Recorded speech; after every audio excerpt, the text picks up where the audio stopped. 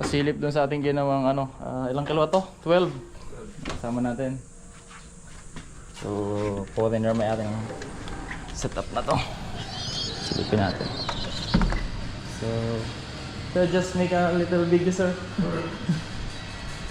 Ayun na rin, naka-aircon siya. Bukas siya lang 9:30 in the morning. Ganda na architecture ng bahay na to. So meron na siyang setup na 12 kilowatt inverter, 15 kilowatt hour na battery. Load now is 1.7 kilowatt at ang harvest niya at 10:30 agad. Hindi pa na-update. 6.71. So yun ang simpleng setup niya. Dito tayo. Malamig na agad yung bahay niya.